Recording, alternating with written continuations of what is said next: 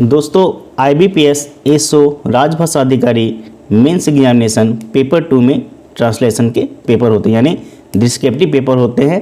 2 translator उसमें पूछे जाते हैं, एक तो हिंदी से अंग्रेजी करना होता है और एक अंग्रेजी से हिंदी करना होता है।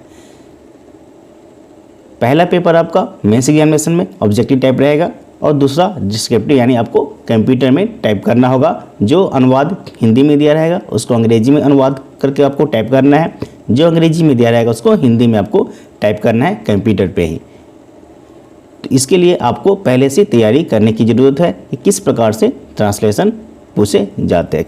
यानी आपको वहाँ मैंने पहले बताया था, जब सिलेबस बताया था उसमें बताया था कि आपको 10 से 15 लाइन के बीच में ही आपको ट्रांसलेशन पूछा जाता है, चाहे वो बैंकिंग से रिलेटेड हो, इकोनॉमिक्स से रिलेटेड हो, वही ज़्यादा आपको 95% पूछने के चांसेस है। बाकी आप 5% सोशल और पॉलिटिकल से भी रख लेंगे, ताकि अगर किसी कारणवश अगर इस टॉपिक से नहीं आते हैं तो आपकी तैयारी अच्छी रहे और आप अच्छे से वहाँ पर ट्रांसलेट कर सकते हैं। वैसे तो बैंकिंग में आपका 99.5% मान लीजिए कि आपका बैंकिंग से रिलेटेड ही आता है, चाहे वो इकोनॉमी से हो या बैंकिंग से रिलेटेड कुछ हो, लेकिन फिर भी आपको सोशल और पॉलिटिकल से भी कुछ करने की ज़रूरत है।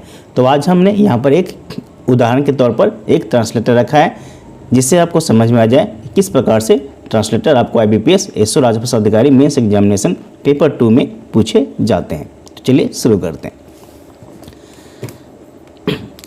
यह मैंने इग्नू की PGDT बुक से रखी है। मैंने पहले आपको बताया था कि इग्नू की जो PGDT बुक है यह आपकी काफ़ी मदद कर सकती है, चाहे उसमें परिभाषित शब्द लीजिए, चाहे आप ट्रांसलेटर को सीखने की प्रक्रिया लीजिए, उसमें काफ़ी कुछ दिए गए हैं। अगर आपने PGDT कर रखा है तो आपको पता ही होगा, अगर आपने नहीं कर रखा है तो मैंने उनका लिंक भी दे दिया था काफ़ी सारे वीडियो में, आप वहाँ से डाउनलोड करके आप अपना तैयारी कर सकते हैं। तो यह मैंने एक पैराग्राफ है जो PGDT बुक से लिया गया है, PGDT 4 से। उसमें बैंकिंग अनुवाद है, प्रशासनिक अनुवाद है, वहाँ से आपको काफ़ी ज़्यादा मदद मिल सकती है। आप उस चैप्टर को देख ले अच्छे से, जिससे आपको जितने भी परिभाषित शब्द हैं बैंकिंग से या अधिकारी रिलेटेड जितने भी हैं आपको समझ में आ जाए। तो चलिए मैं उस पर चर्चा भी नहीं करेंगे, अभी हम ट्रांसलेटर के एक उदाहरण देखते हैं। यहाँ मैंने एक पैराग्राफ रखा है जो इकोनॉमिक्स से रिलेटेड है।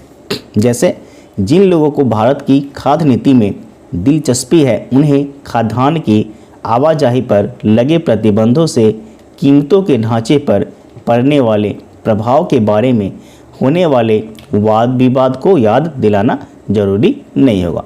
देखिए हमारा यहाँ सेंटेंस यहाँ खत्म हो गया। आपको ट्रांसलेट करना कैसे, सारा इस देख करके आपको घबराना नहीं है, आपको स्टेप बाय स्टेप चलना है। मान लीजिए यहाँ पर पैराग्राफ हमारा खत्म हो गया, तो पहले आपको इसको ट्रांसलेट करना है नीचे में, ठीक है। फिर यहाँ से यद्यपि कीमतों पर ऐसे प्रतिबंधों के प्रभाव की मात्रा के बारे में मतभेद हो सकता है, किंतु इस बारे में कोई मतभेद नहीं है कि खाद्यान्नों पर लगे आवाजाही के प्रतिबंधों से प्रादेशिक मूल्य ढांचे अवश्य गड़बड़ा जाते हैं, या जाते होगा, सॉरी जीते हो गया है, इसे मैं सही कर देता हूँ।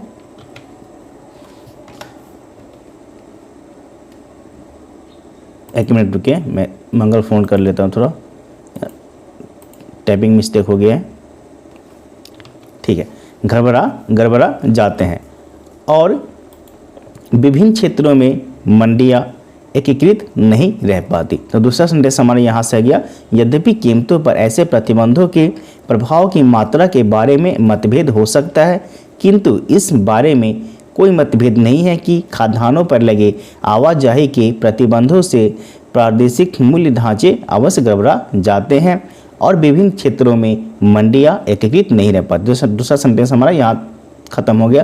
तो फिर आपको यहाँ यद्यपि से नहीं रह पाती, इसको आपको ट्रांसलेट करना है। एक स्टेप स्टेप चलेंगे तो आपका हो जाएगा। अगला होगा हमारा, सुरक्षित भंडार के बारे में किए जाने वाले किसी भी अध्ययन से उपयोगी आंकड़े तभी प्राप्त किए जा सकेंगे जब खाद्यान्नों की आवाजाही में क्षेत्रीय नीति के भी ध्यान में रखा जाए। प्रत्येक क्षेत्र में अलग अलग मूल्यों को स्थिर रखने के लिए कितने सुरक्षित स्टॉक की आवश्यकता होगी, इसके लिए समग्र राष्ट्रीय आकलन सभी क्षेत्रीय आंकड़ों का जोड़ होना चाहिए। देखिए हमारा तीसरा यहाँ तक खत्म है, फिर आपको यहाँ से यहाँ तक ट्रांसलेट करना है। अगला है स्पष्ट है कि ऐसे भंडार का साधारण परिस्थितियों में इस्तेमाल नहीं किया जाता। तो अब देख सकते यहाँ पे हमारा जो पैराग्राफ है 10 से 15 लाइन के ही आपके वहाँ 7.5 नंबर 7.5 नंबर के एक आपके ट्रांसलेटर होंगे, जो हिंदी होंगे वो भी 7.5 नंबर के होंगे और इंग्लिश भी 7.5 नंबर का। मान लीजिए 10 से 12 लाइन के बीच ही आपका पैराग्राफ आपसे दिए जाएंगे, पूछे जाएंगे। तो उसी को आपको जितना जल्दी हो सके आपको ट्रांसलेट करना है, क्योंकि वहाँ पर आपको समय भी कम है।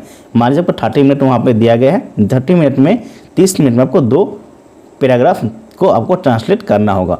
2 पैराग्राफ को ट्रांसलेट करना यानी एक को आपको 15 मिनट ही मिल रहे हैं। तो 15 मिनट ज़्यादा नहीं है, आपको सोचने में ही 5 मिनट चले जाएंगे और 10 मिनट आप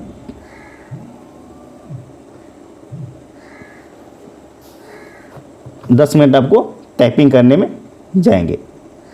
तो 10 मिनट टाइपिंग का मतलब है कि आपको टाइपिंग स्पीड भी अच्छी होना चाहिए। आप पहले से ही टाइपिंग स्पीड अपना अच्छी कर ले, उतना अच्छी नहीं होने से भी चलेगा, लेकिन इतना आप कम से कम कर लें कि आप 10 से 12 मिनट में जो पैराग्राफ 10 लाइन का पैराग्राफ है उसे टाइप कर सके। उतना फास्ट करने की भी ज़रूरत नहीं है, क्योंकि यहाँ आपको सोचना भी पड़ेगा। आप सोचेंगे तभी तो उसका ट्रांसलेट करेंगे, सिर्फ टाइपिंग तो करना नहीं है, तो सोचने में भी आपका टाइम लगेगा और टाइपिंग करने में उसी के साथ साथ आप टाइपिंग भी कर सकते हैं।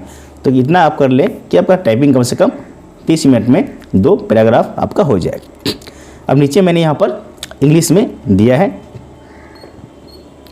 तो जिन लोगों को भारत की खाद्य नीति में दिलचस्पी है, उन्हें खाद्यान्न की आवाजाही पर लगे प्रतिबंधों से कीमतों के ढांचे पर पड़ने वाले प्रभाव के बारे में होने वाले वाद विवाद को याद दिलाना जरूरी नहीं होगा। यह हमारा पढ़ा पैराग्राफ, इसका अंग्रेजी में अनुवाद होगा।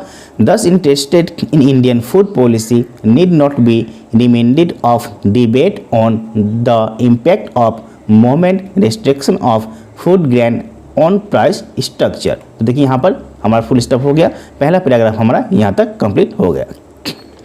दूसरा पैराग्राफ है, यद्यपि कीमतों पर ऐसे प्रतिबंधों के प्रभाव की मात्रा के बारे में मतभेद हो सकता है, किंतु इस बारे में कोई मतभेद नहीं है कि खाद्यान्नों पर लगे आवाजाही के प्रतिबंधों से प्रादेशिक मूल्य ढांचे अवश्य गड़बड़ा जाते हैं और विभिन्न क्षेत्रों में मंडियां एकीकृत नहीं रह पाती।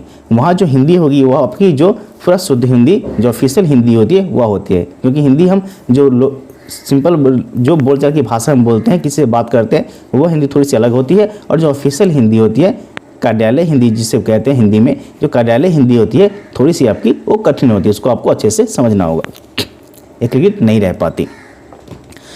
इसका होगा, thought there can be different of opinion as to the extent of the impact of such restriction on price.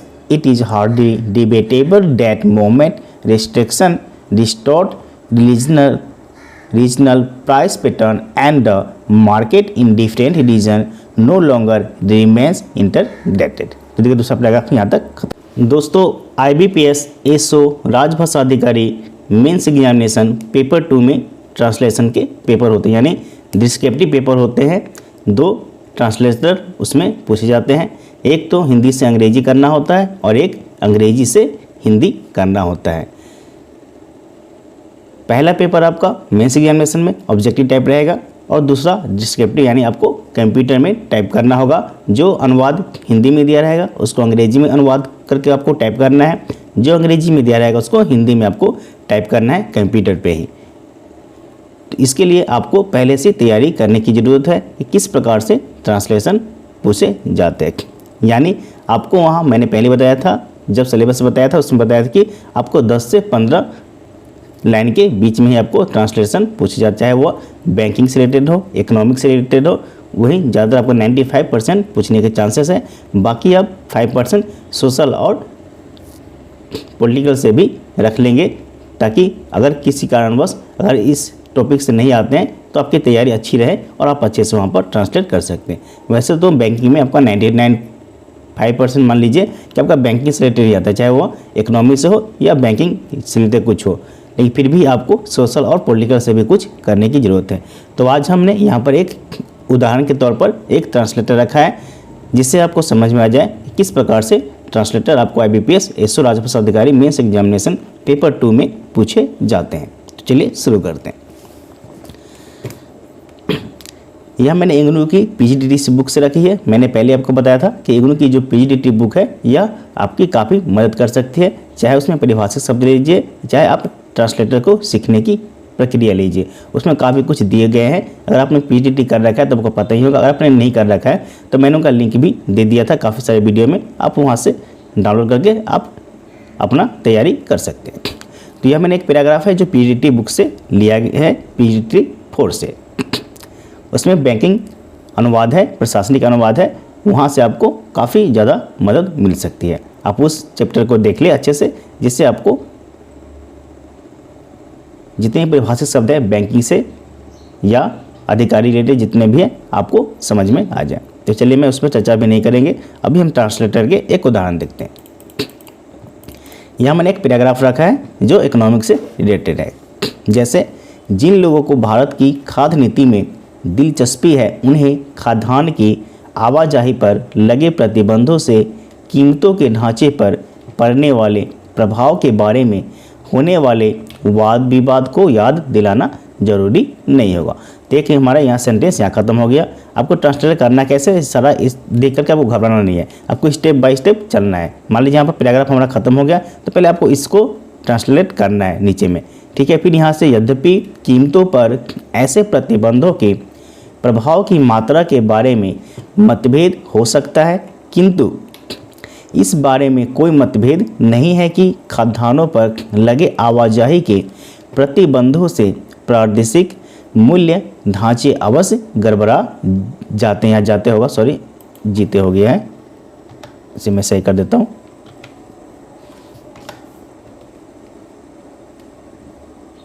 एक मिनट रुकिए, मैं मंगल फ़ोन कर लेता हूँ, थोड़ा टाइपिंग मिस्टेक हो गया है, ठीक है।